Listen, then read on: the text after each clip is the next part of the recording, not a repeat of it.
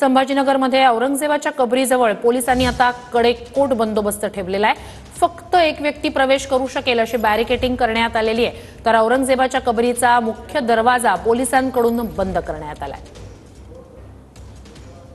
जर प्रशासनाने कायदेशीररित्या हे कबर काढली नाही तर हिंदू समाजाचा इतिहास आहे असं श्रीराम जन्मभूमी आंदोलनच्या बाबरी ढाच्यावर कार सेवा करावी लागली तर बजरंग दल या कबरीवर कार सेवा सुद्धा करेल।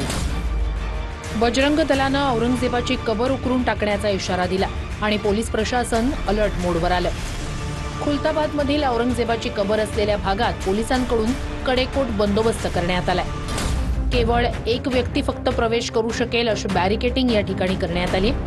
औरंगजेबाच्या कबरीचा मुख्य दरवाजाही आता पोलिसांकडून बंद करण्यात आलाय।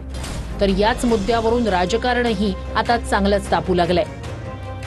400 वर्षापूर्वीची कबर खोदायला निघालेले आहेत म्हणून तर म्हणतोय ना की 3000 शेतकऱ्यांच्या कबरी चिता जळाल्यात त्याच्यावर बोला। या महाराष्ट्रामध्ये 3000 शेतकऱ्यांच्या चिता आत्महत्या केल्या त्यांनी, आत्महत्या, त्याच्यावरती कोणाला संवेदना नाहीत। ज्यांच्या मेंदूचेच 2 भाग झालेले आहेत आणि ते दोन्ही भाग एकाच ठिकाणी वाहत आहेत, ती म्हणजे मला सत्तेची भूक आहे या पद्धतीने काम करणारे संजय राऊत आहेत। होय, 2 तुकडे जरूर आहेत जे अराष्ट्रीय भावनेच्या मतांना पाणी घालतात, ते कोणाकडे आहे त्याचं उत्तर संजय राऊतांनी द्यावं। संजय राऊतचं मनात घेऊच नका ना। संजय राऊत कोण आहे? हा मुसल्ला घेऊन नाचणारा माणूस आहे। हा पाकिस्तानचा झेंडा रॅलीमध्ये मिरवणारे लोक आहेत। आता यांना हिंदुत्व आणि शिवसेना प्रमुखाशी काही देणं घेणं नाही। हे काँग्रेसचे आणि राष्ट्रवादीचे पाय चेपायचं काम यांनी आता हा उद्योग, नवीन उद्योग सुरू केलेला आहे। बजरंग दलाच्या इशाऱ्यानंतर रावणाला बाजूला काढा आणि राम समजावून सांगा असं थेट आव्हानच जितेंद्र आव्हाड यांनी दिलं होतं।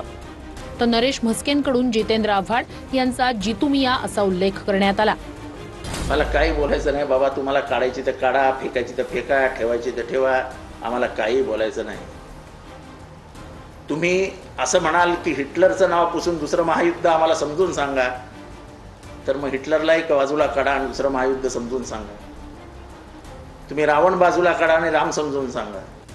जितेंद्र आव्हाड यांनी औरंगजेब हे त्यांचं दैवत आहे हे मान्य केल्यामुळे मी त्यांचं खास करून अभिनंदन करतो। त्यांचं नाव जितेंद्र आव्हाड नाही, जितुमिया असं ठेवलं पाहिजे की जे मुस्लिम धर्मीय सुद्धा औरंगजेबाला मानत नाहीत